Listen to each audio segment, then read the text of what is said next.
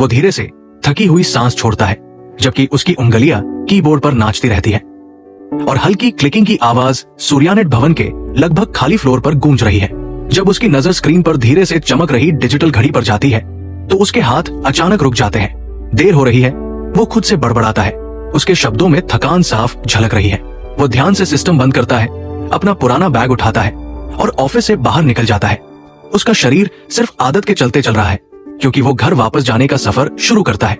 जैसे जैसे वो सीढ़ियों से नीचे उतरता है, एक एक कदम करके उसके विचार बेकाबू होकर भटकने लगते हैं। वो अपनी जिंदगी के बारे में सोचता है, उस लंबे और उबड़ खाबड़ रास्ते के बारे में जिस पर वो अब तक चला है, और कैसे इस पल तक का उसका पूरा सफर इतनी सारी मेहनत करने के बावजूद अजीब तरह से खोखला लगता है। उसका नाम रुद्र वर्मा है। बचपन से अनाथ, वो माता पिता के प्यार और एक स्थिर घर के आराम के बिना बड़ा हुआ। जिंदा रहने और अपनी पढ़ाई जारी रखने के लिए उसने अनगिनत नौकरियां की। सफाई, मदद करना, डिलीवरी करना, सामान उठाना, कुछ भी जिससे उसे स्कूल की फीस देने के लिए काफी पैसे मिल सके। उसके पास एक असाधारण रूप से तेज याददाश्त थी, इतनी तेज कि थकान से चूर होने पर भी वो अपनी क्लास में फेल नहीं होता था। साल दर साल उसने मुश्किलों का सामना किया, ये मानते हुए कि लगन आखिरकार उसे इनाम देगी। फिर भी इतने सालों के संघर्ष के बाद उसने खुद को एक छोटी मामूली कंपनी में कम सैलरी वाली नौकरी करते हुए पाया। उसके पास बात करने के लिए कोई दोस्त नहीं था, कोई नहीं जिससे वो अपने विचार शेयर कर सके, और इसलिए उसे सिर्फ नॉवेल और एनिमेटेड कहानियों में सुकून मिला। ऐसी दुनिया जहां किस्मत को चुनौती दी जा सकती थी और तकदीर को फिर से लिखा जा सकता था। मन ही मन अपनी जिंदगी को कोसते हुए रुद्र सीढ़ियों से नीचे उतरता रहता है। उसके विचार इस बात पर भटक रहे हैं कि घर पहुंचने के बाद उसे कौन सा नॉवेल पढ़ना चाहिए। वो सड़क के किनारे आता है और वहां नगर रथ का इंतजार करने लगता है। उसका मन अलग अलग काल्पनिक दुनियाओं में भटक रहा है। अचानक एक दैत्य वाहन कहीं से सड़क पर आ जाता है और भयानक तेजी से सीधे उसकी तरफ आता है। घबराहट उसके दिल को जकड़ लेती है। वो एक तरफ कूदने की कोशिश करता है, लेकिन उसका शरीर जवाब नहीं देता, डर से जम जाता है। अपने मन में वो फिर से कोसता है, कड़वाहट से सोचता है कि क्या देवताओं ने कुछ देर पहले उन्हें कोसने के लिए ये मुसीबत उस पर भेजी है। टक्कर एक पल में होती है। दर्द की एक हल्की लहर दौड़ती है, खून बहता है और उसकी चेतना खत्म हो जाती है, क्योंकि जिंदगी उसके शरीर से पूरी तरह निकल जाती है। उसकी आत्मा अनंत ब्रह्मांड में भटक रही थी, बिना किसी दिशा के, बिना समय के, अस्तित्व की परतों से गुजरते हुए, जैसे किसी अनदेखी धारा द्वारा निर्देशित हो। ओह है, कितनी तेजस्वी सुवर्ण आत्मा, ऐसी तीव्रता जो सदियों से नहीं देखी। एक आवाज उस खालीपन में गूंजती है, विशाल और अथाह। एक अनदेखी शक्ति रुद्र की आत्मा को उस आवाज के स्रोत की ओर खींचती है। आंखों की एक जोड़ी चकाचौंध करने वाली सफेद रोशनी से चमकती है जब वो प्राणी रुद्र के पूरे जीवन को देखता है। उसके संघर्ष, बलिदान, अकेलापन और शांत सहन शक्ति। कुछ ही देर बाद वो प्राणी उसे जगाता है, उसकी आत्मा को एक परिचित इंसान के रूप में बदल देता है। रुद्र धीरे धीरे अपनी आंखें खोलता है और चारों ओर देखता है। उसके मन में भ्रम छा जाता है। मैं कहा हूं, मुझे लगा था कि मैं मर गया। क्या ये स्वर्गलोक है? क्या ऐसी दुर्घटना के बाद मेरा तुरंत पुनर्जन्म नहीं होना चाहिए था? धत, मुझे सच में उम्मीद है कि मुझे यहाँ वे लेखक न मिले। वो घबराकर सोचता है। अपने विचारों को शांत करो, नश्वर, ये स्वर्गलोक नहीं है, आवाज शांत भाव से कहती है। रुद्र पूरी तरह हैरान होकर ऊपर देखता है।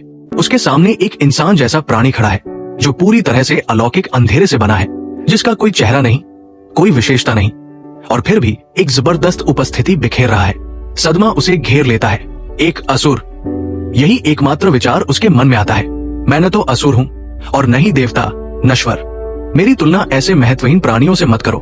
वो सत्ता ठंडेपन से जवाब देती है। डर रुद्र पर हावी हो जाता है, लेकिन उसे एहसास होता है कि विरोध करना बेकार है। वो पहले ही मर चुका है और उसके पास स्थिति को स्वीकार करने के अलावा और कुछ नहीं बचा है। आप कौन है सर? ये जगह कहाँ है?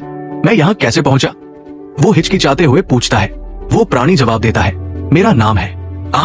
मुझे माफ करना, तुम अपनी वर्तमान स्थिति में मेरा असली नाम नहीं समझ सकते। जब मैंने तुम्हारी सुवर्ण आत्मा को देखा तो मैं तुम्हें यहाँ लाया। सुवर्ण आत्मा? रुद्र भ्रमित होकर पूछता है। ऐसी बातों से खुद को परेशान मत करो, वो प्राणी लापरवाही से जवाब देता है। लेकिन ये अभी भी मेरी आत्मा है जिसके बारे में हम बात कर रहे हैं। मैं इन बातों की चिंता कैसे न करूं? रुद्र चुपचाप सोचता है, अगर मैं आत्माओं के स्वभाव के बारे में बताऊं, सुवर्ण आत्मा की तो बात ही छोड़ो, तो भी तुम इसे समझ नहीं पाओगे। तुम्हारे तथाकथित देवताओं और असुरों ने भी इसका एक छोटा सा हिस्सा भी नहीं समझा है। वो प्राणी शांति से कहता है, क्या तुम मेरा मन पढ़ सकते हो? रुद्र ने अविश्वास से पूछा। बेशक, क्या तुम पहले ही भूल गए हो कि तुम्हारे सामने कौन खड़ा है? तुमने मुझे बताया ही नहीं कि तुम कौन हो। रुद्र ने जवाब दिया। खैर, इसमें मेरी गलती नहीं है कि तुम मेरा असली नाम सुनने के लिए बहुत कमजोर हो। बहुत से लोग मुझे ब्रह्मांड चेतना, महातत्व, सत्य का धारक कहते हैं। ये सिर्फ अज्ञान से बनाए गए नाम है। मैं समय से पहले, सृष्टि से पहले, शुरुआत से पहले मौजूद था। वो प्राणी समझाता है। रुद्र का दिमाग चकरा जाता है। वो अपने सामने खड़ी हस्ती को समझ भी नहीं पा रहा था। तो तुम ब्रह्मांड की चेतना हो? रुद्र ने सावधानी से पूछा। मैं ऐसे नामों से परे हूं। अनंत ब्रह्मांड है, अनगिनत समानांतर वास्तविकताएं हैं और अनंत आयाम है।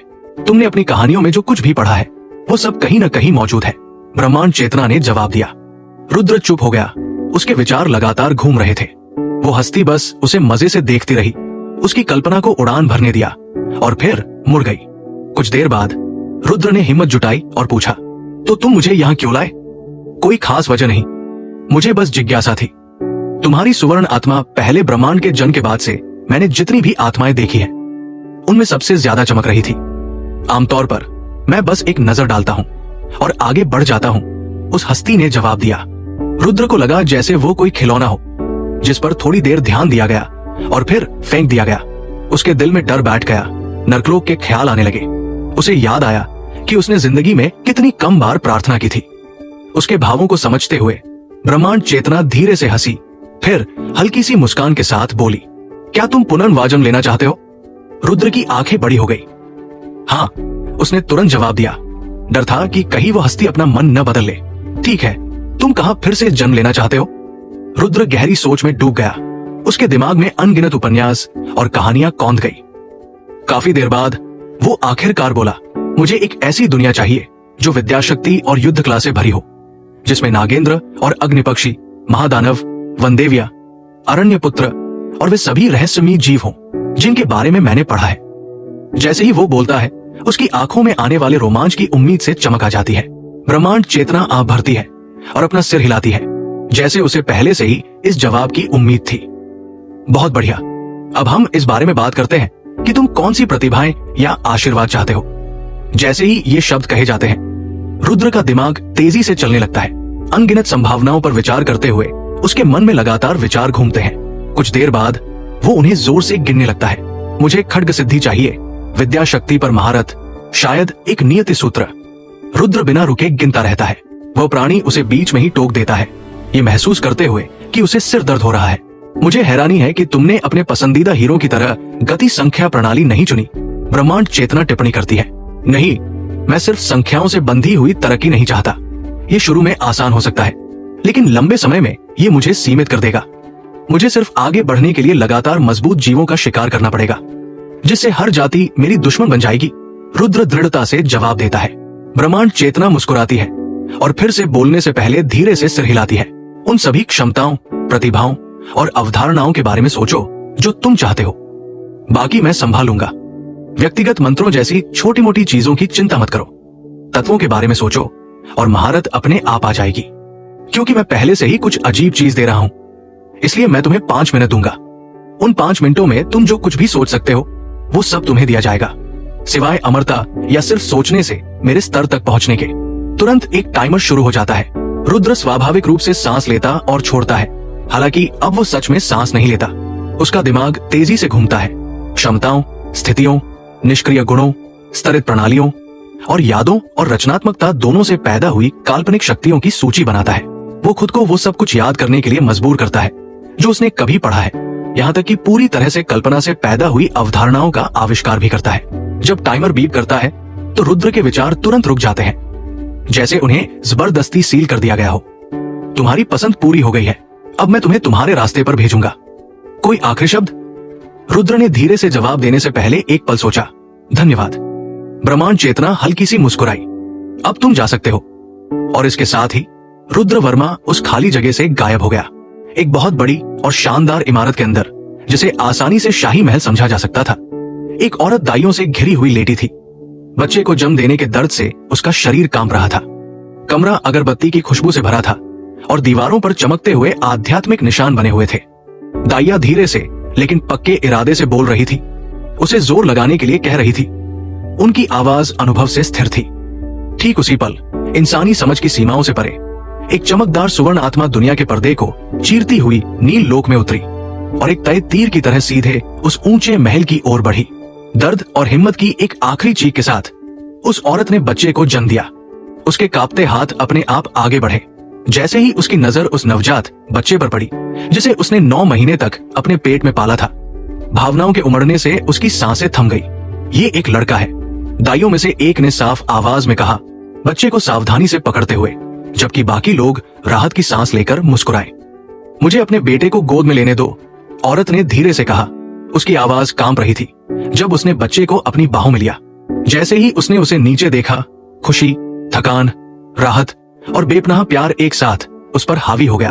उसकी आंखों में आंसू आ गए। उसे पता नहीं था, सुवर्ण आत्मा ठीक उसी पल वहां पहुंची। वो चमकदार आत्मा बिना किसी निशान के नवजात बच्चे के शरीर में मिल गई। बच्चा अचानक जोर से रोने लगा। उसकी आवाज पूरे कमरे में गूंज रही थी, जैसे वह दुनिया को अपने आने की खबर दे रहा हो। औरत गर्मजोशी से मुस्कुराई। उसने देखा कि बच्चे के बाल बिल्कुल उसके पिता जैसे ही रंग के थे। अपने हाथ के हल्के इशारे से उसने एक साधारण सफाई विद्या शक्ति का इस्तेमाल किया, जिससे बच्चे के शरीर से जंग के सभी निशान मिट गए। उसे गले लगाते हुए उसने यकीन से कहा, इसका नाम रुद्र वर्मा होगा। वर्मा वंश का पहला बेटा और पहला बच्चा। अभी भी मुस्कुराते हुए उसने धीरे से बच्चे को अपने पास लिटा दिया। थकान आखिरकार उस पर हावी हो गई और माँ और बच्चा एक साथ सो गए। रुद्र अगले दिन जागा। उसकी चेतना एक नवजात बच्चे के हिसाब से बहुत ज्यादा तेज थी। उसकी आंखें धीरे धीरे घूम रही थी। जब उसने अपने आसपास देखा, बारीक नक्काशी वाला पालना, जटिल डिजाइन और कीमती गहनों और आध्यात्मिक चीजों से सजी दीवारें। जब उसे एहसास हुआ कि उसका परिवार साफ तौर पर शक्तिशाली और अमीर है, तो उसे राहत मिली। कम से कम वो इस जिंदगी की शुरुआत फिर से अनाथ के तौर पर नहीं करेगा। जैसे ही उसने अपने सामने आने वाले रोमांच की कल्पना की, पौराणिक जानवर, शक्तिशाली नागेंद्र, शानदार लड़ाइयां, उसके अंदर उत्साह भर गया। वो उत्साह अचानक तब रुक गया जब एक अजीब सी भावना ने उसकी इंद्रियों पर हमला किया। उसके बाद एक बदबू आई। उसने खुद को गंदा कर लिया था। ये तो बहुत शर्मनाक है, उसने कड़वाहट से सोचा। लगता है कुछ भी मारने से पहले मुझे बड़ा होना पड़ेगा। वो जोर जोर से रोने लगा और कुछ ही पलों में एक नौकरानी अंदर आई। उसके हाव भाव तेज और अनुभवी थे। उसने बिना कुछ पूछे उसके डायपर बदल दिए।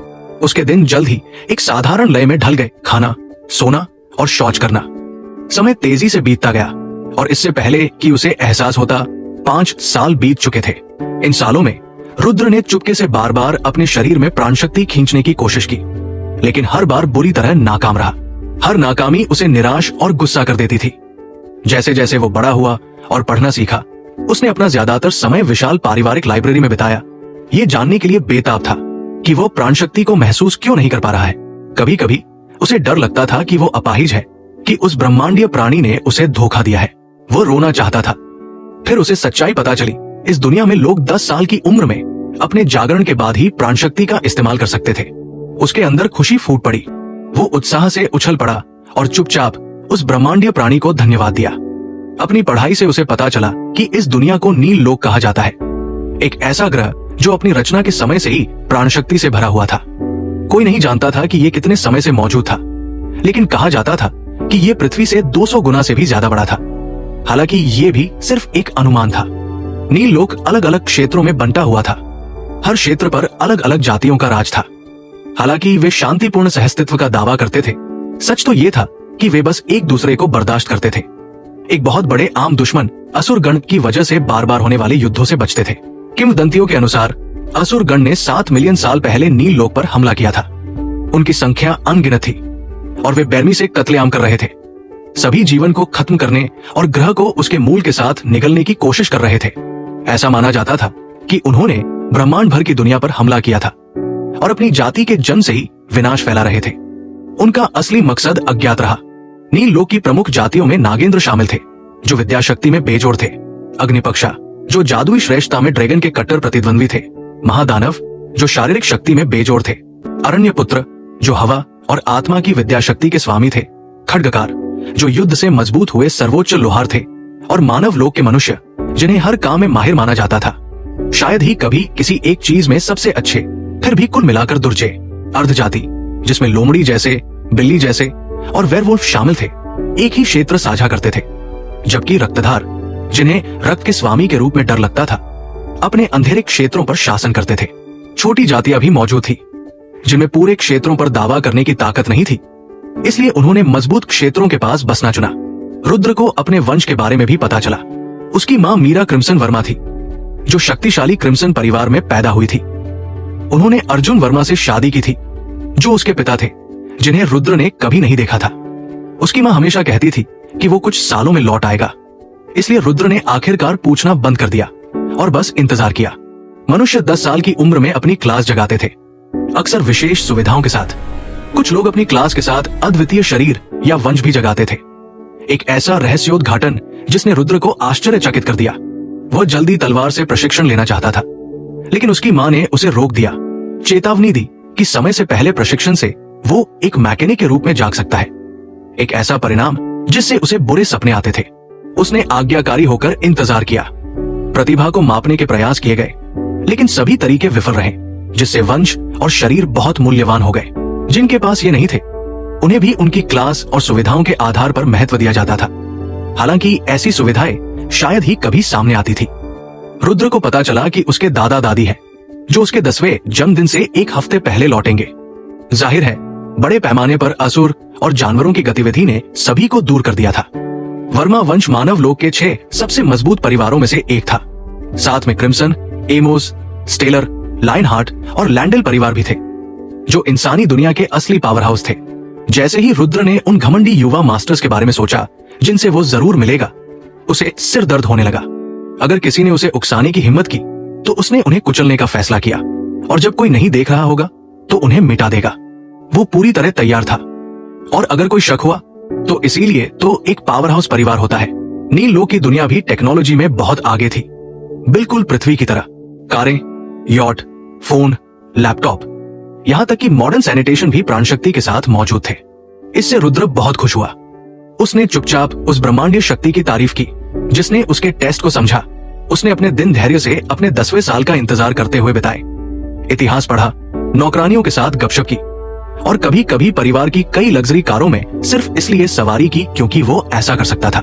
उसे पता चला कि उसकी मां के पास एलिमेंटल मैजिशियन क्लास थी, जिससे उसे कई एलिमेंट्स और अनोखे फायदे मिलते थे, जिनकी डिटेल्स उसने शेयर करने से मना कर दिया, ये कहते हुए कि वो समझने के लिए बहुत छोटा है। कोई चारा न होने पर रुद्र वर्मा शांति से अपने जागरण का इंतजार करने लगा।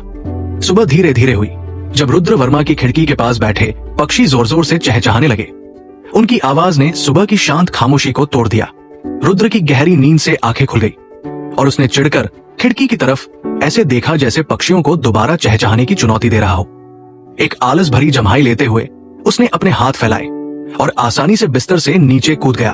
वो शीशे की तरफ गया और अपनी परछाई को घूरते हुए खड़ा हो गया। उसका चेहरा एकदम सुंदर था, इतना कि एक ड्रैगन राजा को भी उसे किडनैप करने का मन करता, सिर्फ ये जानने के लिए कि कोई इतना सुंदर कैसे पैदा हो सकता है। उसके बर्फ जैसे सफेद बाल करीने से सजे हुए थे, जो स्वाभाविक रूप से उसके सिर पर फैले हुए थे, जबकि उसकी गहरी नीली आंखें शानदार ढंग से चमक रही थी, जैसे वे अनंत सागर, विशाल आकाश और एक अनमोल नीलम रत्न का संगम हो। जो कोई भी उन आंखों में ज्यादा देर तक देखता, वो बिना एहसास हुए उसके आकर्षण में फंस जाता। रुद्र वहां थोड़ी देर खड़ा रहा, चुपचाप खुद की तारीफ करता रहा, ये सोचते हुए कि वो कितनी दूर आ गया है। बस एक और हफ्ते में वो 10 साल का हो जाएगा। आज उसके पिता आखिरकार लौटेंगे अपने दादा दादी के साथ। वो शीशे से मुड़ा और नहाने के लिए बाथरूम में चला गया। पिछले 5 सालों में, क्योंकि उसे हथियारों के साथ ट्रेनिंग करने की इजाजत नहीं थी, उसने पूरी तरह से अपनी शारीरिक फिटनेस पर ध्यान दिया था। हर दिन वो जोरदार कसरत करता था और गार्ड्स और यहाँ तक कि नौकरानियों के साथ भी हाथ से हाथ की लड़ाई का अभ्यास करता था। किसी को भी नौकरानी शब्द से धोखा नहीं खाना चाहिए। उनमें से हर एक अपने आप में एक एलिट थी। इन 5 सालों में रुद्र ने सीखा कि इस दुनिया में पावर रैंकिंग F से SSS+ तक होती है, जिसमें हर रैंक 3 छोटे चरणों में बंटी होती है, जैसे F, F और F+। जानी मानी rank F, E, D, C, B, A, S, SS और SSS थी। इनसे ऊपर भी रैंक थी, लेकिन उसकी मां ने उसे बताया था कि वो उनके बारे में अपने जागरण के बाद सही समय आने पर सीखेगा। उसने इस मामले को और आगे नहीं बढ़ाया और बस इसे मान लिया। घर के गार्ड्स चलते फिरते विनाशकारी हथियार थे। कुछ SSS+ पर थे और कुछ तो उससे भी ऊपर। यहां तक कि नौकरानियां भी कम से कम A+ पर थी, जिससे रुद्र बहुत हैरान था। जितने भी नॉवेल उसने पढ़े थे उनमें SSS रैंक आमतौर पर पावर का सबसे ऊंचा लेवल होता था। फिर भी उसने इस बारे में ज्यादा नहीं सोचा। जैसे जैसे लोग रैंक में आगे बढ़ते थे उनकी उम्र बहुत ज्यादा बढ़ जाती थी, लेकिन बच्चे पैदा करना उतना ही मुश्किल होता जाता था। उसकी मां देखने में 20 साल की शुरुआत की लग रही थी, फिर भी वो पहले ही 100 साल से ज्यादा की थी। वो आराम से SSS से ऊपर की रैंक पर थी, जिसका नाम बताने से वो सख्ती से मना करती थी। इन्हीं ख्यालों में खोया हुआ रुद्र नहाकर बाहर निकला और तौलिए से खुद को सुखाने लगा। उसकी नजरें थोड़ी देर के लिए नीचे झुकी और उसने अपने होने वाले बच्चों को हिम्मत देते हुए बुदबुदाया, उम्मीद करते हुए कि वे एक दिन एक ताकतवर बच्चे को जन्म देंगे। उसने फिर से अपना सिर उठाया, उसकी नजरें शीशे पर पड़ी और एक बार फिर उसने बिना किसी शर्म के खुद की तारीफ की। एकदम परफेक्ट एब्स, मजबूत बाइसेप्स, ताकतवर क्वाड्स। ये शरीर उसके पिछले जन्म के शरीर जैसा बिल्कुल नहीं था, जो थकान और नाइट शिफ्ट से बना था। ये शरीर उसे अपने जागने का और भी ज्यादा इंतजार करवा रहा था।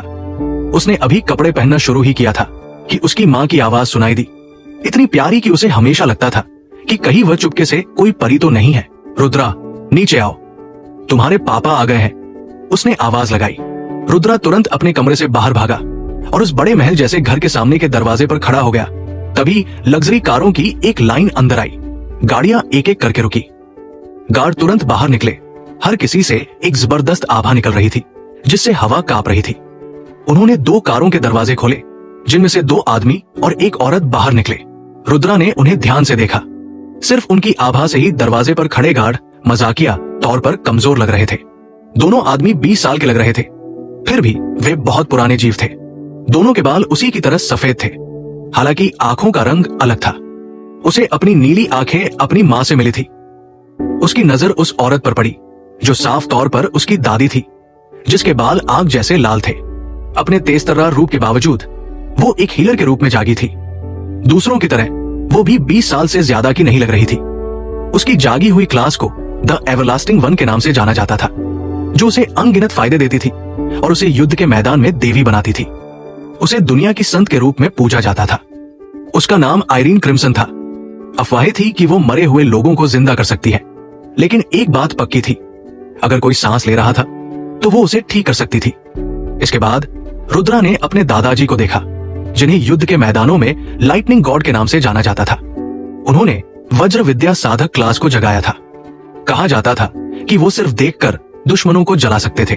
उनका नाम कोलिंस वर्मा था और कहानियों के अनुसार उनके चारों ओर हमेशा बिजली का एक घेरा रहता था, जो अपने आप किसी भी अनजान चीज पर हमला करता था जो बहुत पास आती थी। ये बात रुद्रा को उसके पिछले जीवन के एक एनिमे कैरेक्टर की याद दिलाती थी।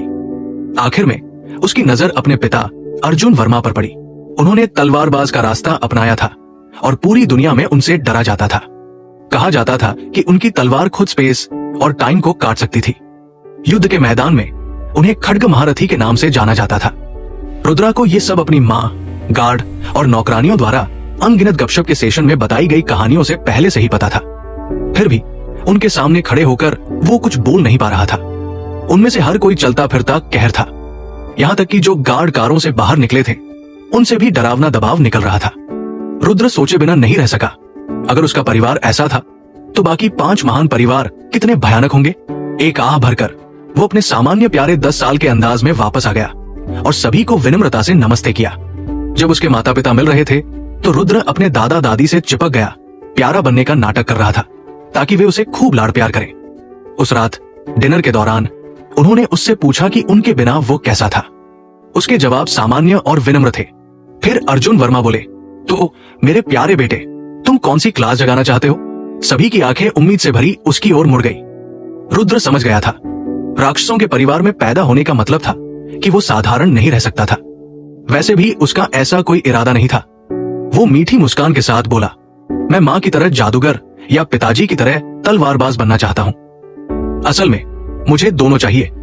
मैं एक मैजिक स्वॉर्ड्समैन बनना चाहता हूँ ताकि हम युद्ध के मैदान में एक साथ लड़ सके। उसकी मासूम महत्वाकांक्षा पर सब जोर से हंस पड़े। फिर उसके दादाजी ने पूछा, और तुम्हारी तलवार की ट्रेनिंग कैसी चल रही है? रुद्र को खांसी आ गई और वो अजीब तरह से बोला, मैंने तलवारों से ट्रेनिंग नहीं की है। माँ ने कहा था कि अगर मैंने ऐसा किया तो मैं शायद मैकेनिक बन जाऊंगा। इसलिए मैंने सिर्फ अपने शरीर को ट्रेन किया। कमरा हंसी से गूंज उठा। रुद्र चुपचाप बैठा रहा, इन डरावने जीवों को बेकाबू होकर हंसते हुए देख रहा था। कुछ देर तक उसे छेड़ने के बाद सब अपने अपने कमरों में चले गए। दिन शांति से बीत गए और 6 दिन पलक झपकते ही गुजर गए।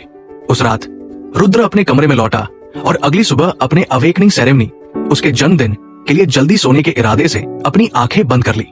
लेकिन अचानक उसकी चेतना कहीं और खींच ली गई। उसने खुद को एक जानी पहचानी अंधेरी जगह में खड़ा पाया।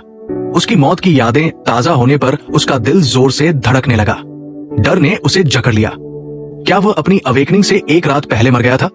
जैसे ही निराशा हावी हुई, एक जानी पहचानी आवाज गूंजी, तुम फिर से बेकार की बातें सोच रहे हो इंसान। वह मुड़ा और उस जीव को देखा। उसके अंदर खुशी की लहर दौड़ गई, लेकिन इससे पहले कि वो कुछ बोल पाता, उस जीव ने उसे रोक दिया।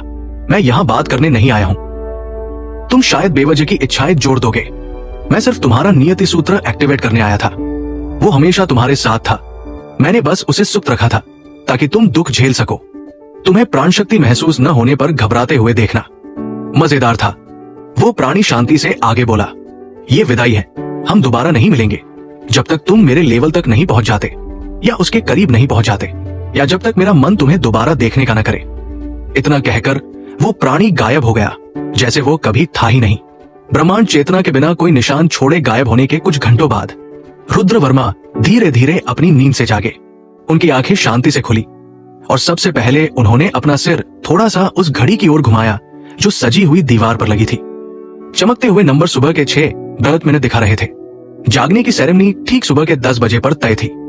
अभी भी समय था। जैसे ही उनकी चेतना पूरी तरह से स्थिर हुई, उस ब्रह्मांडीय प्राणी द्वारा कहे गए शब्द उनके दिमाग में फिर से गूंजने लगे। सिर्फ तभी जब तुम कम से कम मेरे से एक लेवल नीचे पहुंच जाओगे। रुद्र ने एक गहरी सांस ली और उस अस्तित्व तक पहुंचने की किसी भी बचकानी कल्पना को मन से निकाल दिया। वो दुनिया बस बहुत दूर थी, बहुत अजीब थी। फिर उत्साह बेकाबू होकर उमड़ पड़ा। अपने मन में मुश्किल से रोकी हुई उम्मीद के साथ उन्होंने एक शब्द कहा, सिस्टम। स्वीकार किया जा रहा है होस्ट। सिस्टम बाइंड हो रहे हैं। कृपया 1 घंटे प्रतीक्षा करें। रुद्र के चेहरे पर एक बड़ी मुस्कान फैल गई। ब्रह्मांड चेतना द्वारा दिए गए 5 मिनट के दौरान वो होशियार रहे थे, ये जानते हुए कि वो हर संभव क्षमता को याद नहीं रख सकते। उन्होंने पहले 3 मिनट सिस्टम और फंक्शन डिजाइन करने में बिताए और बाकी 2 मिनट टैलेंट और क्षमताओं के बारे में सोचने में। दोनों याद की हुई और पूरी तरह से खुद बनाई हुई। वो जानते थे कि ब्रह्मांड चेतना जैसे प्राणी क्रूरता की हद तक सटीक होते हैं। अगर कोई इच्छा बहुत ज्यादा थी तो उसे बिना किसी बदलाव या दया के, जैसा कहा गया था वैसा ही पूरा किया जाएगा। उन्होंने इतनी सारी नॉवेल पढ़ी थी कि उन्हें यह पता था। पहला सिस्टम जो उसने डिजाइन किया था वो था इन्फिनिट रिसोर्स सिस्टम। ये सिस्टम अनलिमिटेड रिसोर्स दे सकता था। हेल्थ पोशन, स्टैमिना पोशन, पैसा, प्राण core, manual, skill book, artifact, कुछ भी। हालांकि ब्रह्मांड चेतना ने सीधे तौर पर एक सख्त मंथली खर्च की लिमिट लगाई थी। उस लिमिट के बिना रुद्र जानता था कि वो पहले ही पूरी दुनिया का मालिक बन जाता। जैसे जैसे उसकी ताकत बढ़ती, लिमिट भी उसी हिसाब से बढ़ती। एक दिन वो बिना किसी कीमत के डिवाइन हथियार भी निकाल सकता था, लेकिन अभी नहीं। इस सिस्टम से वो अपनी खुद की सेना बना सकता था, टैलेंट बढ़ाने वाली गोलियां बांट सकता था और आर्टिफिशियली एलिट बना सकता था। ये असल में एक शॉप सिस्टम था, बिना पेमेंट के। दूसरा था डेली साइन इन सिस्टम। हर दिन वो साइन इन करके कम से कम डिवाइन रैंक का एक रैंडम इनाम पा सकता था। उसने साफ तौर पर कहा था कि 70% इनाम एबिलिटी होने चाहिए, जबकि बाकी 30% आइटम, आर्टिफैक्ट या दूसरी कीमती चीजें हो सकती है। उसने अनलिमिटेड स्टोरेज स्पेस की भी मांग की थी, जिसमें कुछ भी रखा जा सके, यहां तक कि सिस्टम से न मिले आइटम भी। इसके अलावा सिस्टम में एक फंक्शनल एआई होना चाहिए जो अपनी अथॉरिटी के अंदर सवालों के जवाब दे सके। अभी के लिए ये सिस्टम थे। जहां तक स्किल्स और एबिलिटी की बात है, वे उसके जागरण के बाद ही एक्टिवेट होंगी। रुद्र चुपचाप अपने बिस्तर पर लेटा धैर्य से इंतजार कर रहा था। सुबह 7:05 बजे उसके दिमाग में एक तेज आवाज गूंजी। सिस्टम अब एक साथ जुड़ गए हैं। होस्ट से बाइंडिंग प्रोसेस शुरू हो रहा है। 1%, 18%, 45%, 67%, 75%, 94%, 100%। डिंग, बाइंडिंग पूरी हुई। होस्ट, कृपया सिस्टम का नाम बताएं। क्योंकि ये कई सिस्टम का फ्यूजन है, इसलिए इसका अभी कोई नाम नहीं है। रुद्र ने थोड़ी देर सोचा, फिर वो मन ही मन मुस्कुराया। एक बहुत ताकतवर परिवार में पैदा हुआ, खुद भी बहुत ताकतवर बनने वाला, तो इसे पूरी तरह से क्यों न अपना लिया जाए। मैं इसे नाम देता हूं ओपी सिस्टम, उसने आत्मविश्वास से कहा। डिंग, नाम रजिस्टर हो गया। डिंग, ओपी सिस्टम आपकी सेवा में है मास्टर। रुद्र ऐसे मुस्कुराया जैसे किसी बच्चे ने अभी अभी टूथ फेरी को रंगे हाथों पकड़ लिया हो। वो चीखना, चिल्लाना और बेकाबू होकर हंसना चाहता था, लेकिन उसने खुद को रोका। एक बड़े आदमी की तरह शांत रहा। सिस्टम, मेन्यू दिखाओ। डिंग। होस्ट, रुद्र वर्मा। उम्र 10 साल। जाति इंसान। Class unawakened. शरीर unawakened. Blood line unawakened. Talent शापित। Skills unawakened. Affinities unawakened. Ding, abilities unlock करने के लिए होस्ट को जागृत होना होगा। पहले तो रुद्र बहुत खुश हुआ। सब कुछ एकदम सही लग रहा था, लगभग जरूरत से ज्यादा सही। उसने तो यह भी सोचा कि शायद वो आखिरकार ब्रह्मांड चेतना के लेवल तक पहुंच जाएगा। फिर उसकी नजर एक शब्द पर पड़ी, शापित। उसका दिमाग चिल्लाया, ये क्या बकवास है? मैं शापित हूं? क्या वो दुख की बातों के बाद मेरा मजाक उड़ा रहा है? नहीं, ये वो नहीं है। किसी ने मुझे शाप दिया है। कोई दुश्मन परिवार? धत तेरे की। अगर मैं शापित हूं तो सिस्टम का क्या फायदा? क्या मैं आज अपने परिवार को निराश करूंगा? उसकी धड़कन तेजी से बढ़ गई। अचानक उसे बिजली की तरह एहसास हुआ। हाँ, the infinite resource system. System, मुझे किसने शाप दिया? ये किस तरह का शाप है? होस्ट को टैलेंट ब्लॉकेज कर्स लगा है। ये एक प्राचीन शाप है जो जागृत होने से पहले टैलेंट को सील कर देता है। जहां तक शाप देने वाले की बात है, होस्ट को उसे खुद ही खोजना होगा। रुद्र का दिमाग लगभग फट गया। 10 साल की सहन शक्ति सिर्फ शापित होने के लिए? नामुमकिन, कभी नहीं। सिस्टम, कौन सी चीज इस शाप को तुरंत हटा सकती है? ऐसे कई आइटम हैं जो शाप को हटा सकते हैं। हालांकि होस्ट के पास खर्च करने के लिए पर्याप्त वैल्यू नहीं है। शाप प्राचीन होने के कारण होस्ट को इसे हटाने के लिए S+ रैंक तक पहुंचना होगा। उसका दिमाग फट गया। वो पूरी तरह से सुन्न हो गया। छत को घूर रहा था। उसे पता ही नहीं चला कि समय बीत गया। घड़ी लगातार टिक टिक करती रही जब तक कि सुबह 9:30 नहीं बज गए, जब नौकर उसे जागृति कक्ष में ले जाने के लिए आए। रुद्र अपने परिवार के साथ चल रहा था। उसके कदम भारी थे। उसे पिछले हफ्ते की उम्मीद भरी आंखें याद आई। उसकी घबराहट देखकर उसके परिवार ने उसे दिलासा देते हुए मुस्कुराया, ये सोचकर कि ये सिर्फ जागृति से पहले की घबराहट है। ठीक 10 बजे वे जागृति कक्ष में दाखिल हुए।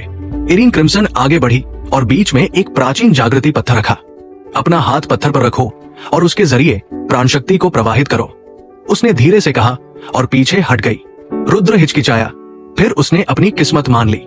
उसने अपना हाथ पत्थर पर रखा। पत्थर से एक नीली रोशनी निकली। प्राण शक्ति उसके शरीर में समा गई। डिंग, होस्ट जाग गया है। होस्ट ने क्लास जगाई। विद्या खड्ग साधक। सिस्टम श्राप का पता लगाता है। ब्रह्मांड चेतना के अधिकार से श्राप हटा दिया गया है। श्राप देने वाले को झटका लगा। होस्ट ने आदिम ब्लड लाइन जगाई है। होस्ट ने सभी चीजों की शुरुआत का शरीर जगाया है।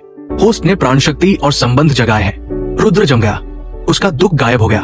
उसकी खुशी फूट पड़ी। अंदर वो जीत की खुशी से चिल्लाया। उसके परिवार ने उसे आवाज दी जिससे वो असलियत में वापस आ गया। वो शांति से मुस्कुराया। तुमने कौन सी क्लास जगाई? मीरा क्रिम्सन वर्मा ने पूछा। जादुई तलवारबाज, रुद्र ने जवाब दिया। खुशी फैल गई। मुझे पता था कि मेरा बेटा ये कर सकता है, अर्जुन वर्मा ने गर्व से कहा। तुम 10 साल से यहाँ नहीं थे। वो मेरा बेटा है, मीरा ने पलटकर जवाब दिया। उनकी बहस की आवाज प्यार से गूंजी। बाद में रुद्र अपने कमरे में लौटा और हर नोटिफिकेशन को दोबारा चेक किया। सिस्टम, तुमने मुझे क्यों नहीं बताया कि तुम श्राप हटा सकते हो? ब्रह्मांड चेतना के आदेश से होस्ट को भावनात्मक रूप से दुख झेलने दिया गया। उसने कहा कि यह मजेदार था। रुद्र ने मुस्कुराते हुए सिर हिलाया।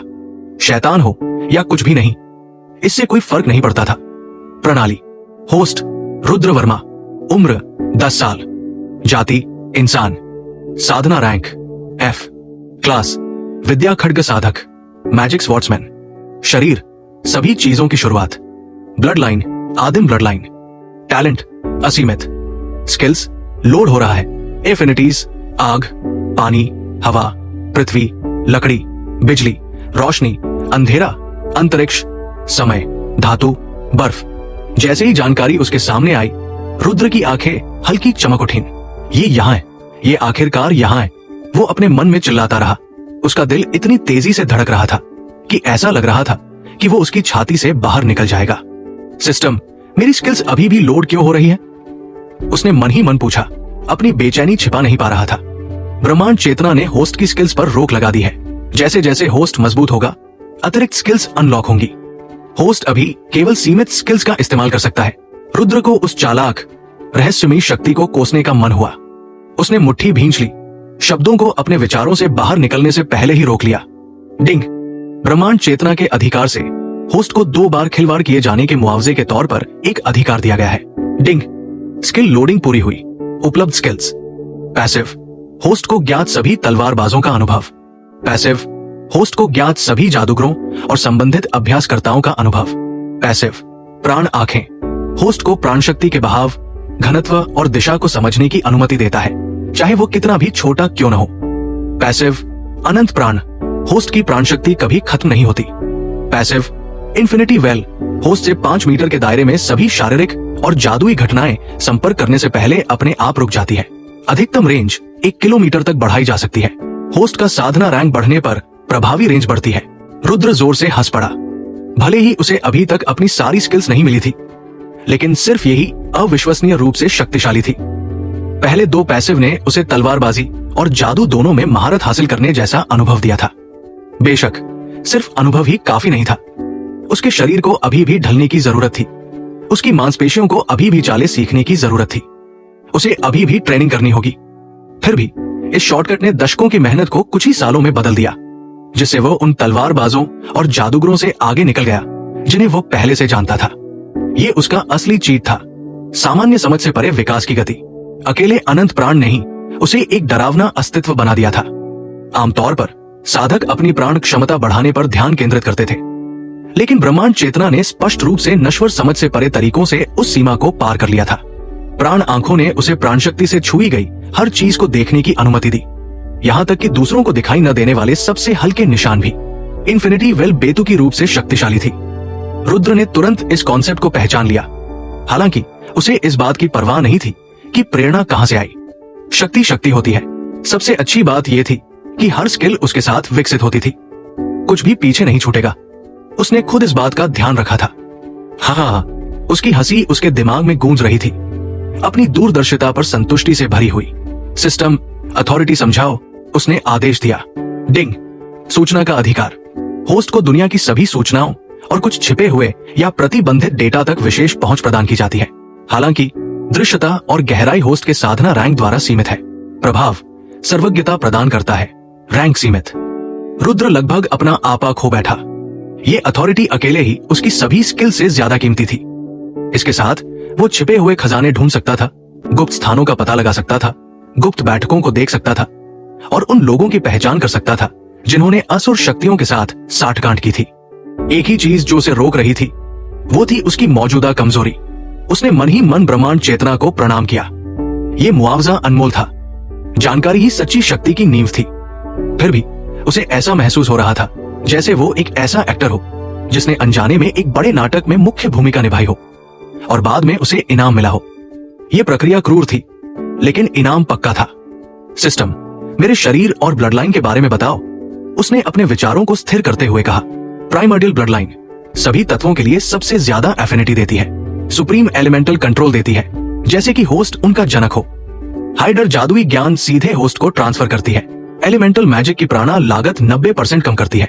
आइडेटिक मेमोरी, फोटोग्राफिक मेमोरी, हाइपरथाइमेसिया, तेज सोचने की गति, 10 लाख कॉग्निटिव कंपार्टमेंट और दिव्य बुद्धि देती है।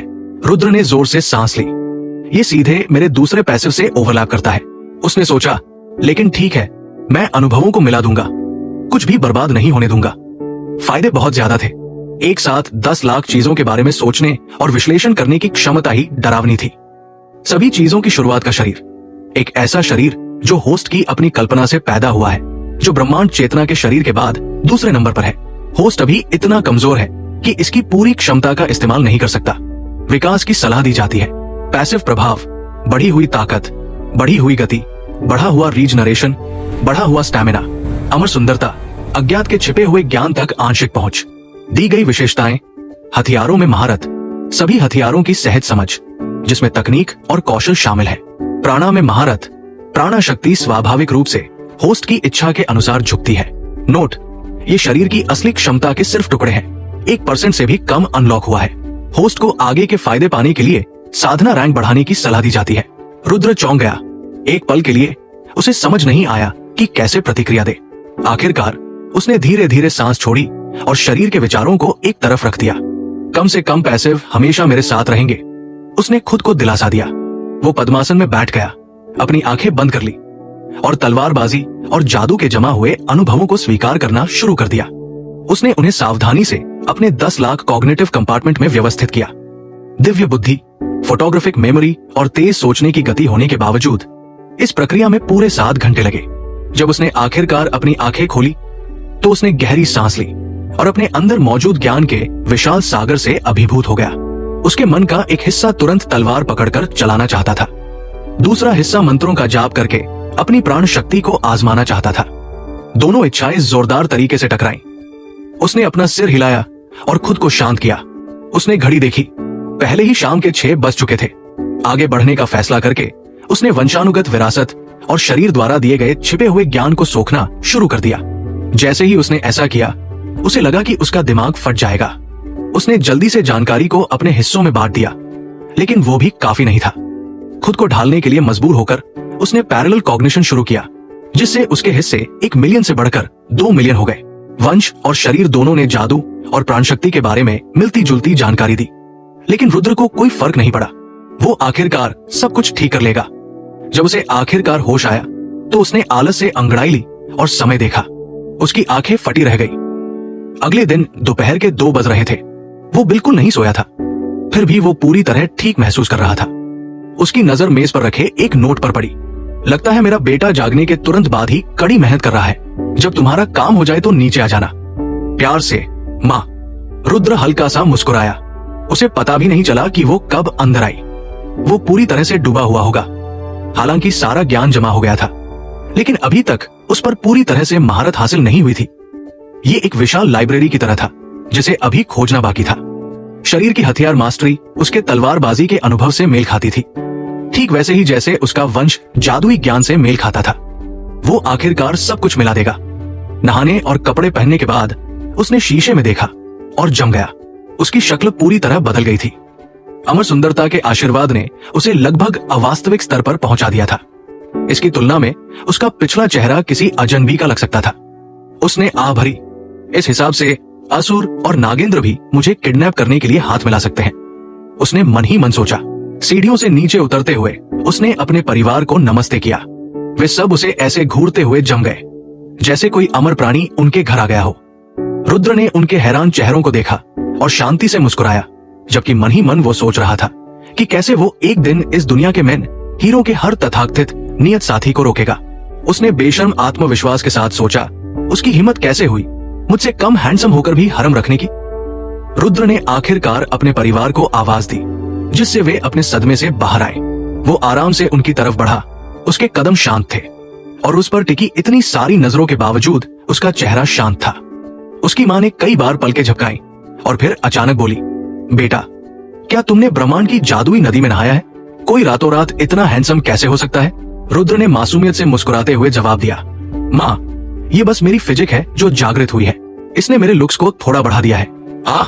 इस हिसाब से कल तक आपके पोते पोतियां हो सकते हैं। उसके इस बेशर्म मजाक पर पूरा कमरा हंसी से गूंज उठा। यहाँ तक कि आमतौर पर शांत रहने वाले गार्ड्स भी अपनी हंसी नहीं रोक पाए। फिर आयरीन क्रिम्सन आगे बढ़ी। उनकी आंखें तेज थी, लेकिन उनमें प्यार भी था। बहुत हो गया मजाक, हमें अपनी जागृति के बारे में ठीक से बताओ, उन्होंने कहा। रुद्र ने सिर हिलाया और शांत आवाज में बोला, ध्यान से अपने शब्द चुनते हुए, मैंने एक ओवरलॉर्ड फिजिक जागृत की है। ये मुझे तत्वों और तलवारों पर प्रभुत्व देती है। जैसे जैसे मैं ट्रेनिंग करता हूँ और रैंक में आगे बढ़ता हूँ, ये मेरे सभी शारीरिक गुणों को अपने आप बढ़ाती है। ये हैंडसमनेस भी बढ़ाती है। वो थोड़ी देर रुका और फिर बोला, तलवार, जादू और कल्टीवेशन में मेरी ट्रेनिंग की स्पीड 500% बढ़ गई है। मेरे द्वारा किए गए मंत्र 300% बढ़ जाते हैं और तलवार की तकनीकें और कौशल भी 300% बढ़ जाते हैं। ये झूठ था, लेकिन जरूरी था। वो अपने ब्लड लाइन और फिजिक के बारे में सच्चाई कभी नहीं बता सकता था, अभी नहीं। जैसे ही उसकी बातें खत्म हुई, पूरा हॉल शांत हो गया। किसी ने कुछ नहीं कहा, वे बस उसे घूर रहे थे। ये सिर्फ एक विलक्षण प्रतिभा नहीं थी, ये एक राक्षस था जो अभी अभी जागा था। धीरे धीरे सदमे की जगह उम्मीद ने ले ली। वे उसे बढ़ते हुए देखना चाहते थे, उसे एक दिन युद्ध के मैदान पर राज करते हुए देखना चाहते थे। उसी समय अर्जुन वर्मा के शरीर से एक खतरनाक जानलेवा इरादा धीरे धीरे बाहर निकला। उसके दिमाग में उन छिपे हुए परिवारों, पंथों और अंधेरी ताकतों के बारे में ख्याल आने लगे जो उसके बेटे पर हाथ डालने की हिम्मत कर सकते थे। अर्जुन को नहीं पता था, उसका प्यारा बेटा दुनिया की क्रूरता को ज्यादातर लोगों से कहीं बेहतर समझता था। रुद्र ने इसे एक बार जिया था, वो पहले से ही इसके लिए तैयारी कर रहा था। हालांकि रुद्र ने कभी भी बाहरी दुनिया से सीधे बातचीत नहीं की थी, लेकिन वो उसके अंधेरे को जानता था। जब वो बच्चा था और बटलर उसे गाड़ी में घुमाता था, तब भी वो कभी कार से बाहर नहीं निकला था। उसने बस देखा था कांच के पीछे से अफवाहें फैल गई थी कि स्वॉर्ड सेंट और डिस्ट्रक्शन के मेज का बेटा कमजोर दिमाग वाला और बीमार है। रुद्र को इन अफवाहों के बारे में गपशप करने वाली नौकरानियों और गार्ड से पता चला था। उसने तो उनसे ये भी कहा था कि किसी को ठीक न करे, उन्हें उसे कम आंकने दो। कुछ देर बाद कोलिंस वर्मा मुस्कुराते हुए बोले, चलो आओ तुम्हारी कल्टीवेशन टेक्निक चुनते हैं। जैसे ही सब लोग उसके पीछे पीछे चले, रुद्र की आंखों में उत्साह चमक उठा। वे लाइब्रेरी में दाखिल हुए, जहां उसके दादाजी ने एक छिपे हुए मैकेनिज्म को एक्टिवेट किया। एक छिपा हुआ दरवाजा सरक कर खुल गया, जिससे जमीन के नीचे गहराई में उतरने वाली सीढ़ियां दिखाई दी। रुद्र पहले कभी यहां नहीं आया था। जिज्ञासा से उसका दिल जोरों से धड़क रहा था। वे नीचे उतरे और एक ऐसी चीज के सामने पहुंचे जिसकी उन्होंने बिल्कुल उम्मीद नहीं की थी, एक पोर्टल। रुद्र जम गया। क्या ये कोई डंजन है? उसने सोचा। ऐसी जगहों के बारे में जो उसने पढ़ा था, उसे याद करते हुए उसकी माँ की मनमोहक आवाज उसके कानों में पड़ी। ये पोर्टल एक सीक्रेट दायरे में ले जाता है। हमारे परिवार का सारा मुख्य ज्ञान यहाँ जमा है।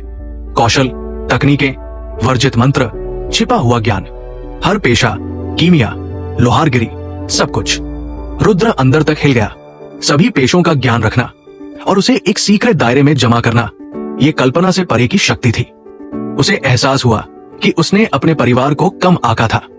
वे पोर्टल से गुजरे, अंतरिक्ष जोर से मुड़ा और रुद्र को कुछ देर के लिए चक्कर जैसा महसूस हुआ।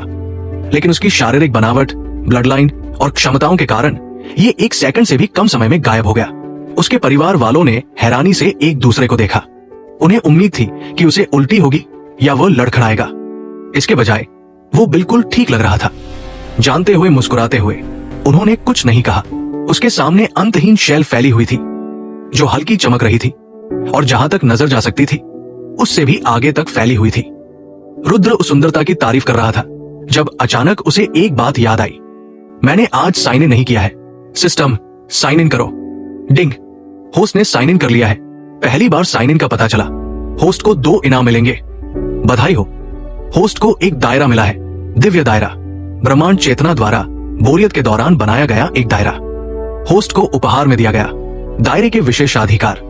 प्राण शक्ति अपने सबसे शुद्ध रूप में मौजूद है, आदिम प्राण। समय का फैलाव 100 तक एडजस्ट किया जा सकता है। केवल वही लोग जो पूरी तरह वफादार है होस्ट के साथ प्रवेश कर सकते हैं। उम्र बढ़ना केवल वास्तविक दुनिया के समय के अनुसार होता है। इस क्षेत्र में ट्रेनिंग लेने की सलाह दी जाती है। बधाई हो। होस्ट को ब्रह्मांड चेतना द्वारा खास तौर पर होस्ट के लिए बनाई गई एक कल्टीवेशन टेक्निक मिली है। टेक्निक को एक्टिवेट करने के लिए नाम देना होगा। रुद्र ने थोड़ी देर सोचा। शून्यता साधना टेक्निक।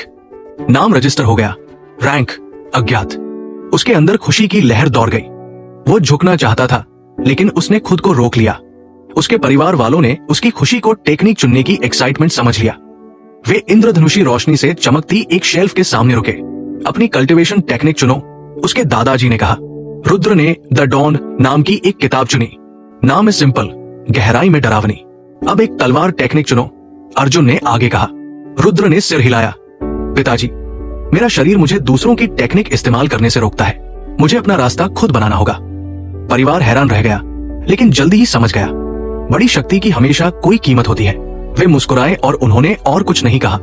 जादू के लिए भी यही एक्सप्लेनेशन दिया गया। इसके साथ रुद्र सिर्फ दिखावे के लिए किताब लेकर चला गया। अपने कमरे में वापस आकर उसने धीरे से कहा, सिस्टम, वो दुनिया कहाँ है? होस्ट को बस अंदर जाने के बारे में सोचना है। और कल्टीवेशन टेक्निक? हाँ कहने पर ज्ञान सीधे ट्रांसफर हो जाएगा। जैसे ही उसने हाँ कहा, जबरदस्त ज्ञान उसके दिमाग में भर गया। वो 9 घंटे तक बिना हिले बैठा रहा। अपने 2 मिलियन कॉग्निटिव कंपार्टमेंट से उसे पचाता रहा। इसमें सच में समय लगता है। असली जिंदगी में तुरंत सीखना नहीं होता। उसने बड़बड़ाया। उसने अपने परिवार और नौकरों को बताया कि वो 1 साल के लिए एकांत में जाएगा। हैरान होकर उन्होंने 2 दिनों के अंदर 5 साल का खाना तैयार कर लिया। सब कुछ स्टोर कर लिया गया। गार्ड्स ने कमरा सील कर दिया। उन 2 दिनों के दौरान उसने फिर से साइन इन किया। डॉपेलगैंगर मिला, सभी क्षमताओं वाला परफेक्ट क्लोन। भ्रम से सच्ची इम्यूनिटी मिली। संतुष्ट होकर रुद्र ने एक क्लोन बनाया। वो उसकी जगह पर बैठकर साधना करने लगा और एक शांत आदेश के साथ रुद्र वर्मा गायब हो गया। रुद्र वर्मा अस्तित्व के एक शांत तल पर पहुंचे। विशाल हरी घास दूर दूर तक फैली हुई थी। ऊंचे पुराने पेड़ धीरे धीरे झूल रहे थे और पक्षी मधुरता से चहचहा रहे थे, मानो उनका स्वागत कर रहे हों। उन्होंने धीरे धीरे अपनी आंखें बंद की और गहरी सांस ली, फिर शांतिपूर्ण संतुष्टि के साथ सांस छोड़ी। उस पल वो उस क्षेत्र की प्राण शक्ति को साफ महसूस कर सकते थे, नाचते हुए, उनके आने पर खुशी मनाते हुए। ये बिल्कुल साफ था। ये प्राण शक्ति का सबसे शुद्ध रूप था। पौराणिक आदि प्राण, सृष्टि की शुरुआत से अछूता। कुछ देर अपने आसपास का जायजा लेने के बाद रुद्र ने दिव्य लोक के समय फैलाव को समायोजित किया।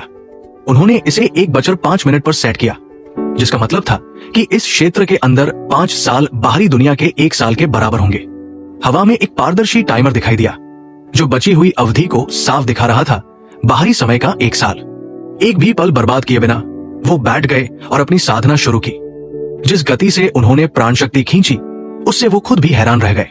ये एक विशाल भंवर की तरह उनकी ओर बढ़ी, लगातार उनके शरीर में समाती जा रही थी। उन्होंने इस दिव्य क्षेत्र को उपहार में देने के लिए ब्रह्मांड चेतना को चुपचाप धन्यवाद दिया। अगर वो बाहर साधना करते तो इस तरह के भयानक अवशोषण से एक विनाशकारी गड़बड़ी हो जाती। 30 मिनट बीत गए और वो F रैंक में पहुंच गए। 1 घंटा बीत गया और वो F+ रैंक पर पहुंच गए। उन्होंने तुरंत साधना बंद कर दी। उनकी आंखें अविश्वास से चौड़ी हो गई। सिर्फ 1 घंटे में वो F रैंक के शिखर पर पहुंच गए थे। उन्होंने ध्यान से अपनी नींव का निरीक्षण किया और पाया कि ये दोष रहित थी। उनके शरीर ने निष्क्रिय रूप से उनके लिए एक उत्तम आधार बनाया था। उनका एकमात्र काम साधना करना था। गहरी सांस लेते हुए उन्होंने अपना संकल्प पक्का किया और एक बार फिर पूरी ताकत से साधना शुरू कर दी। ऐसा करते समय उन्होंने अपनी वंश और शरीर से विरासत में मिले विशाल ज्ञान का उपयोग किया। इसे अपने 2 मिलियन संज्ञानात्मक हिस्सों में वितरित किया। फिर भी ये सब कुछ तुरंत संसाधित करने के लिए पर्याप्त नहीं था। समय चुपचाप बहता रहा। 1.5 साल बीत गया। रुद्र साधना से बाहर निकले और महसूस किया कि वो भी रैंक तक पहुंच गए हैं। सिस्टम नोटिफिकेशन उनकी चेतना के किनारे पर मंडरा रहे थे, लेकिन उन्होंने उन्हें नजरअंदाज कर दिया। उन्होंने फैसला किया कि क्षेत्र से बाहर निकलने के बाद वो सब कुछ देखेंगे। क्षेत्र के अंदर भी उनके दिमाग का एक हिस्सा लगातार दैनिक साइन इन संभाल रहा था। उन्होंने उन पुरस्कारों को छोड़ने से इनकार कर दिया। वो तेजी से आगे बढ़ सकता था, लेकिन जैसे जैसे उसकी रैंक बढ़ी, हर ब्रेक थ्रू के लिए जरूरी प्राण शक्ति की मात्रा बहुत ज्यादा हो गई। उसकी ब्लड लाइन और शरीर ब्लैक होल की तरह प्राण शक्ति को सोख लेते थे। अगर वो बाहर ट्रेनिंग करता तो शायद माहौल की सीमाओं के कारण वो सिर्फ D रैंक तक ही पहुंच पाता। आमतौर पर एक ब्रेक थ्रू के बाद उसके पास उसी रैंक के दूसरों की तुलना में 100 गुना ज्यादा प्राण शक्ति होती, जो आदि प्राणा से और भी बढ़ जाती थी। इस फायदे को उसकी पैसिव स्किल इनफिनिट प्राणा ने कुछ हद तक कम कर दिया था, लेकिन उसे कोई फर्क नहीं पड़ा। कोई पूछ सकता है, अगर उसके पास अनंत प्राणा है तो ट्रेनिंग करने की जरूरत ही क्या है? जवाब आसान था। उसके शरीर और आत्मा की भी सीमाएं थी। हर ब्रेक थ्रू उसके शारीरिक रूप और आत्मा को मजबूत करता था, उसकी उम्र और सहन शक्ति बढ़ाता था। इसके बिना लापरवाही से जादू करने से वो अंदर से खत्म हो जाता। अपनी रैंक कंफर्म करने के बाद वो हल्का सा मुस्कुराया और काम पर लौट आया। उसने खुद को जादू के सिद्धांत में डुबो दिया, इसे अपने शरीर के साथ जोड़ा, हर तत्व को उसके सबसे बुनियादी बिल्डिंग ब्लॉक से पढ़ा, प्राणा को उसके मूल में समझा और इसे जादू करने और जादूगर के रास्ते पर लागू किया। ये प्रक्रिया कभी खत्म न होने वाली लग रही थी, लेकिन वो धैर्यवान रहा। कोई रातों रात भगवान नहीं बन जाता। और 1.5 साल बीत गए। उसने धीरे से सांस छोड़ी, अपने पिछले जीवन को याद करते हुए। अनाथ होना, लगातार काम करना, कोई दोस्त न होना, अचानक मर जाना, और अब एक शक्तिशाली और प्यारे परिवार के साथ रहना। उसने खाना खाने के बाद ही यादें ताजा करना बंद किया। खाना और नहाना ही उसके आराम के एकमात्र तरीके थे। इसके अलावा और कोई नहीं था। नहाने के बाद उसे एहसास हुआ कि डिवाइन दायरे में रहने की जगह नहीं है। बिना किसी हिचकिचाहट के उसने सीधे सिस्टम से एक घर खरीद लिया। घर से बाहर निकलकर वो एक खुले मैदान में गया, अपने पिता द्वारा दी गई तलवार निकाली और अपने शरीर द्वारा दिए गए हथियारों के ज्ञान के अनुसार सख्ती से ट्रेनिंग शुरू कर दी। कई महीनों के बाद उसने हथियार बदले, तलवार, कुल्हाड़ी, धनुष, खंजर, छोटी तलवारें, भाले, बर्छी। उसने हर हथियार में ट्रेनिंग ली। शुरू में उसने उन सभी में ट्रेनिंग लेने का प्लान नहीं बनाया था, लेकिन ऐसे ज्ञान को धूल फाकने देना उसे बेकार लगा। वो हर कुछ महीनों में हथियार बदलता रहता था। ट्रेनिंग करते समय अपने दिमाग के हिस्सों के जरिए तकनीकों को दोहराता रहता था। समय बीतता रहा और 1.5 साल गुजर गए। सिर्फ आधा साल बचा था। उसने इसका इस्तेमाल अनछुए ज्ञान को फिर से जानने के लिए किया, उसे सोख कर अपनी जिंदगी का हिस्सा बना लिया। हालांकि ये कभी खत्म न होने वाला था। उसने कभी शिकायत नहीं की। उसकी याददाश्त ने सब कुछ एकदम सही तरीके से याद रखा था। आधा साल बीत गया। उसने अपनी आंखें खोली। वो A+ रैंक पर पहुंच गया था। रिव्यू के दौरान भी उसने लगातार साधना की, एक पल भी बर्बाद नहीं किया। खड़े होकर उसने आसमान की ओर देखा और सम्मान से सिर झुकाया। उसे पक्का नहीं पता था कि ब्रह्मांड चेतना उसे देख रही है या नहीं। सिर झुकाने के बाद वो धीरे से बोला, अब जाने का समय हो गया है। वो घर में घुसा, शीशे के पास गया और खुद को देखने लगा। मैं और भी हैंडसम हो गया हूं, उसने बड़बड़ाया, अपनी गड़ी हुई बॉडी और सिक्स पैक को बिना किसी शर्म के घूरते हुए। उस दुनिया में आने से पहले जो कपड़े उसने पहने थे उन्हें वापस पहनकर उसने रैंक अप करने के बाद अनलॉक हुई स्किल्स को देखा। पाबंदियां अभी भी थी, लेकिन उसे इससे कोई फर्क नहीं पड़ा। वैसे भी वो कभी भी मनचाही स्किल्स पर ज्यादा निर्भर नहीं रहता था, इसीलिए उसके पास साइन इन सिस्टम था। उसने एक स्किल एक्टिवेट की, छिपाव। छिपाव होस्ट अपने पूरे अस्तित्व को छिपा सकता है, जिसमें प्राण शक्ति और कारण के निशान शामिल हैं। रैंक और आभा को आजादी से बदला जा सकता है। तुरंत उसकी आभा F रैंक पर आ गई। फिर उसने एक और अनलॉक हुई स्किल को स्वीकार किया, पैसिव, युद्ध का अनुभव। होस्ट को जाने माने सभी हथियार मास्टर्स और जादूगरों का युद्ध का अनुभव देता है। लड़ाई की यादों का एक जबरदस्त सैलाब उसके अंदर से गुजरा। ऐसा लगा जैसे उसने खुद अनगिनत लड़ाइयां लड़ी हों। उसकी मौजूदगी तुरंत तेज हो गई। एक स्किल अभी भी लॉक थी, लेकिन उसने लापरवाही से अपनी जीभ चटकाई और आगे बढ़ गया। फिर उसने 2 साइन इन इनाम स्वीकार किए। सर्वदृष्टि आंखें वास्तविकता से परे देखने की शक्ति देती है। अतीत, वर्तमान, भविष्य, भावनाएं, सच, झूठ। माना आंखें अपने आप जुड़ गई। इतने ज्यादा सेंसरी इनपुट को एडजस्ट करने में कुछ मिनट लगे, लेकिन वो बहुत खुश था। अनंत पुनर्जनन। होस्ट किसी भी चोट से तुरंत ठीक हो सकता है, जिसमें सिर का कटना या एटॉमिक विनाश शामिल है। रुद्र अवाक रह गया। देवताओं के बीच एक कॉकरोच, उसने मुस्कुराते हुए सोचा। इसका इस्तेमाल दुश्मनों को फंसाने के लिए भी किया जा सकता है। एक ही सोच के साथ रुद्र वर्मा ने दिव्य लोक छोड़ दिया।